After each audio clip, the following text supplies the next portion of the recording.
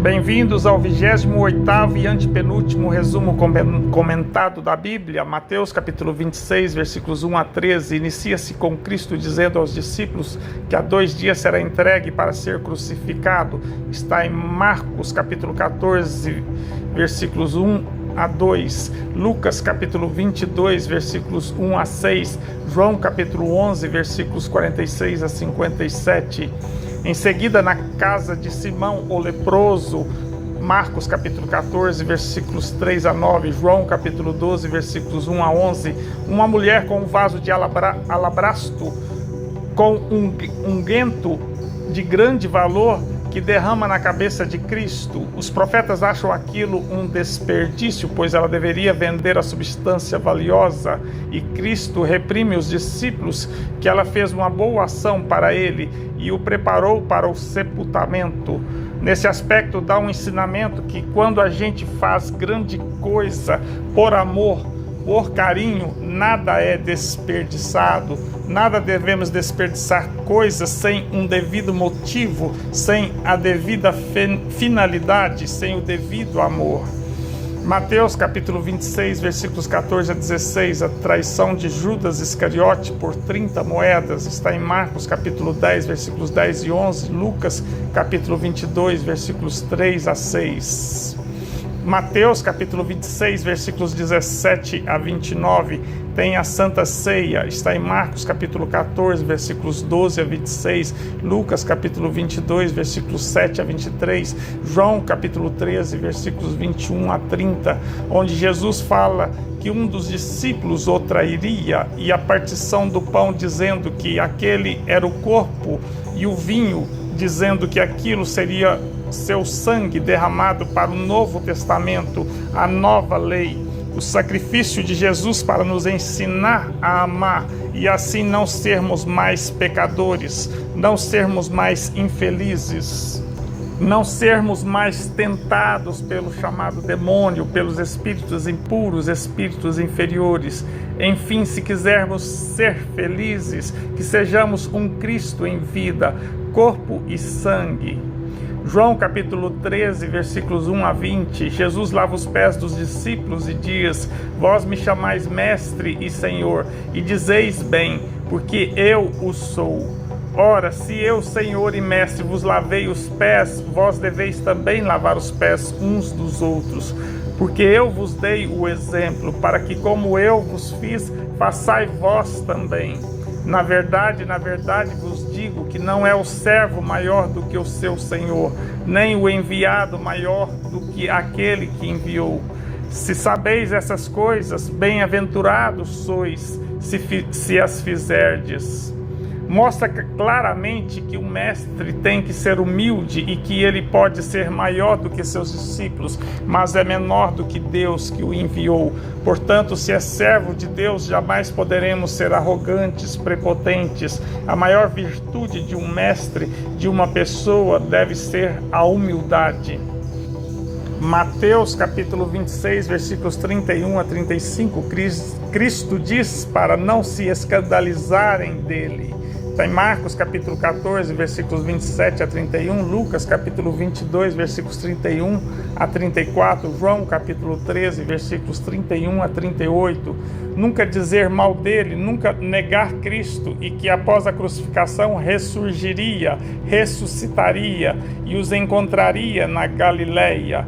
Pedro então diz que jamais escandalizaria Cristo, jamais negaria Cristo, e Cristo então disse a Pedro que antes que o galo cantasse, ele o negaria por 3 vezes. E nós, quantas vezes negamos Cristo? João capítulo 13, versículos 31 a 35, João capítulo 14, versículos 1 a 31, Jesus dá um novo mandamento: ameis uns aos outros como eu vos amei vós, que também vós uns aos outros vos ameis. Nisso todos conhecerão que sois meus discípulos, se vos amardes uns aos outros. A lei do amor, essa é a lei de Deus que Cristo nos deixou, exemplificou, que ele praticou. Credes em Deus, crede também em mim. Na casa de meu Pai há muitas moradas. Demonstra que cada qual vai para a sua morada, de acordo com os seus esforços na lei do amor. Eu sou o caminho, a verdade e a vida. Ninguém vem ao Pai senão por mim. Se não amarmos, se não fizer o que Jesus nos ensinou, não chegaremos a Deus. Se não crês tu que eu estou no Pai e o Pai está em mim, as palavras que eu vos digo, não as digo de mim mesmo, mas o Pai que está em mim é quem faz as obras. Na verdade vos digo que aquele que crê em mim também fará as obras que eu faço, e as fará maiores do que estas, porque eu vou para meu Pai. Quem estiver unido a Deus poderão fazer as obras que Cristo fez, e até maiores, pois Ele está voltando ao Pai, e os que estão aqui podem continuar a obra. Se me amardes, guardareis os meus mandamentos. Se acredita em Cristo, faça o que Ele pede. Eu rogarei ao Pai e Ele vos dará outro Consolador, para que fique convosco para sempre. O Espírito da verdade, que o mundo não pode receber, porque não o vê e nem o conhece, mas vós o conheceis, porque habita convosco e estará em vós. Cristo promete o Consolador, o Espírito da verdade, como ele foi um Espírito da verdade. No entanto, puderam conhecer, e os apóstolos também o conhecem, pois esses anjos estavam e continuariam auxiliando os apóstolos na sua jornada. O Consolador, o Espírito Santo, que o Pai enviará em meu nome, vos ensinará todas as coisas e vos fará lembrar de tudo quanto vos tenho dito. Vou para o Pai, porque o Pai é maior do que eu. As palavras de Cristo não são apenas dirigidas diretamente aos seus discípulos. Cristo veio ensinar a todos nós em todas as épocas, tanto que seu evangelho é vivo até hoje, mais de 2000 anos depois, e viverá sempre, pois traz a verdade.